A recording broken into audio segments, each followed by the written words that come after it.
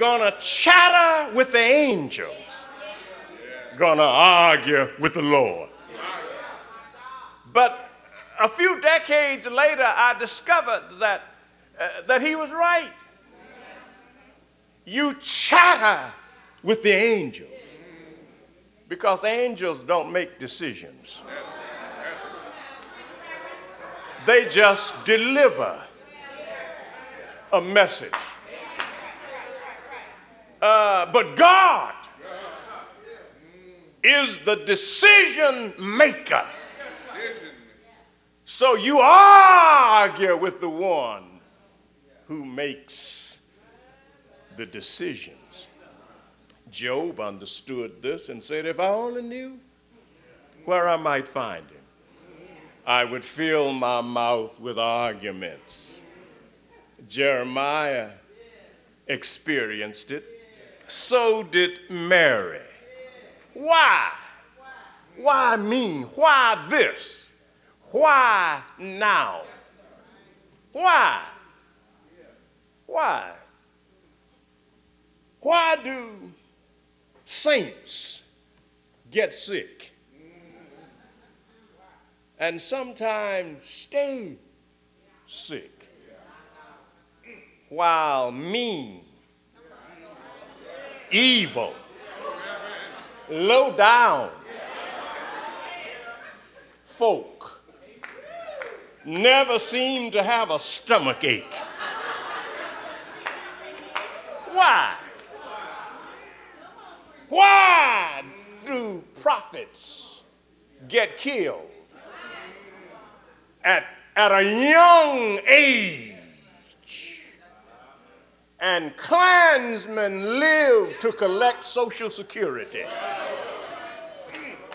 Why? Why? Why do people who are collecting Social Security and taking advantage of Medicare hate a president who delivers to them more comprehensive health care? Why? Why? Why? Lift up a Lincoln as the greatest president who never joined the church. And Eisenhower, who joined the church 2 weeks after he was inaugurated. And Reagan, who never went to church, becomes the patron saint.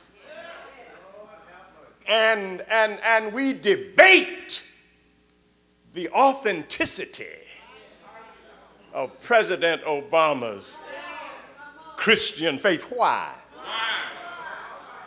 My God.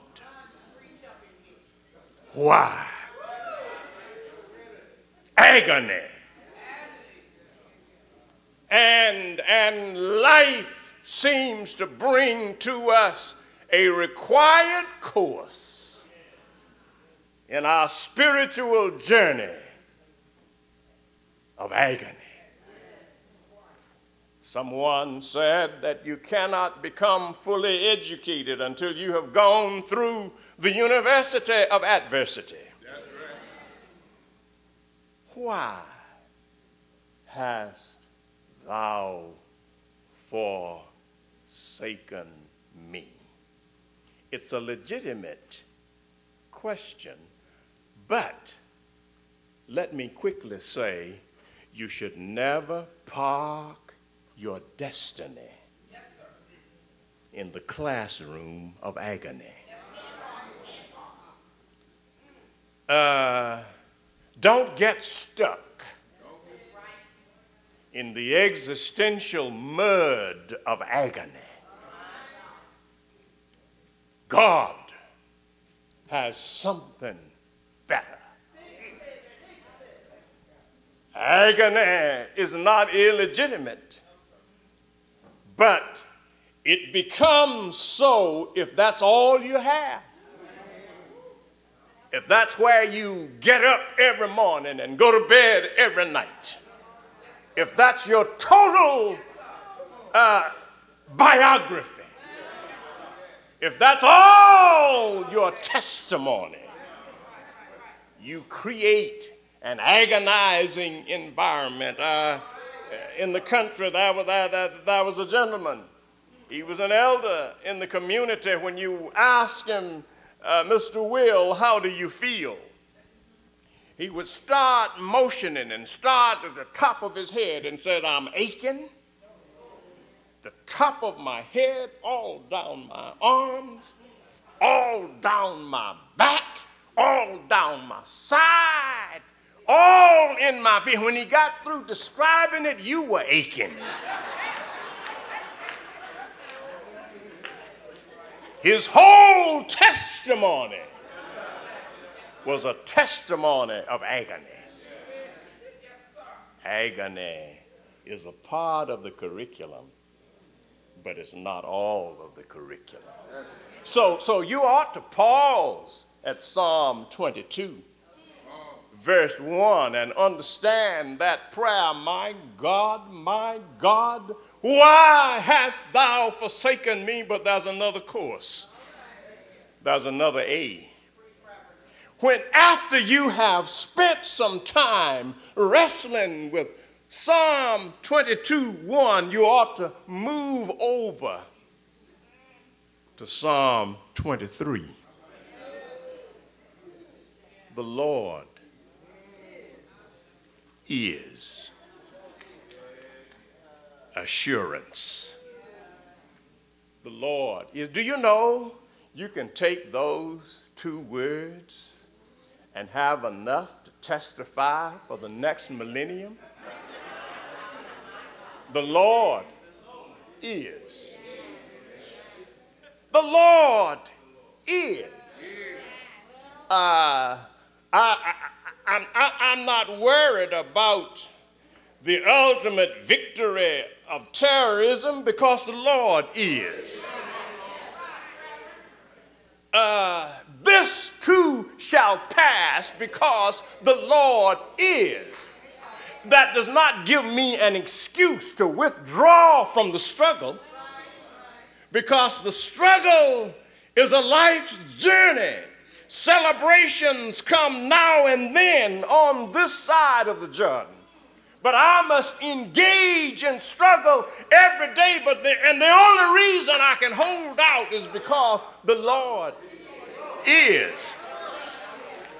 You woke up this morning because the Lord is.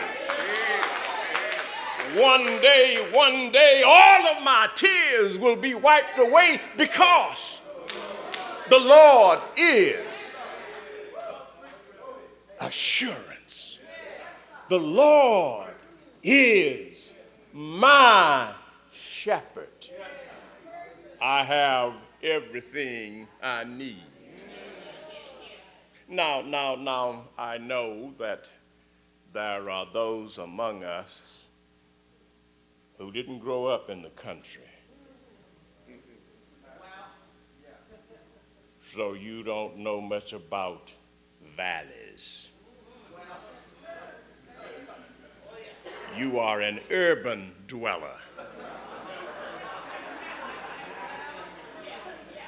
Yea, though I walk through the valley of the shadow of death. You have lived in Nashville and Chicago and Atlanta and Cleveland and LA and San Francisco and Detroit and New York.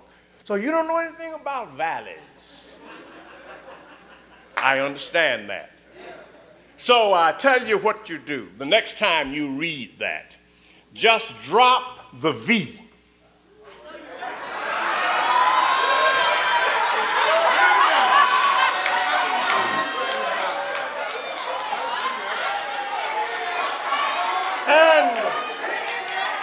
And when you drop the V, what do you have? Yea, though I walk through the alleys of broken glass, unemployment, pink slips, racism, sexism, hatred, fear, smear, I will fear no evil. Why? Because I have a blessed assurance. Are you enrolled in this curriculum? So don't get bogged down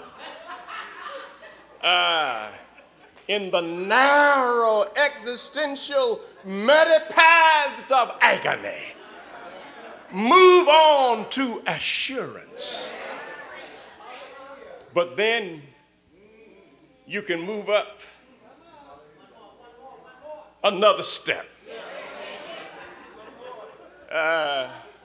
So when you have paused and prayed and meditated and studied and learned in Psalm 22, and when you have developed some assurance in Psalm 23, move over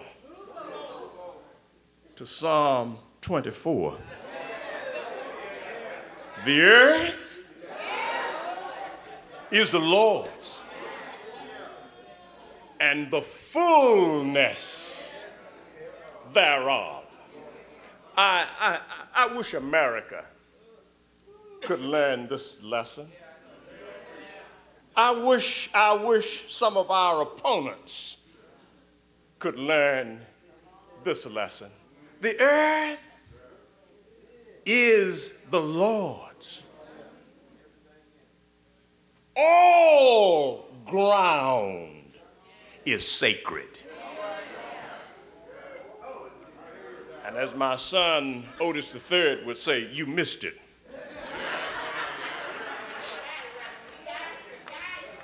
All ground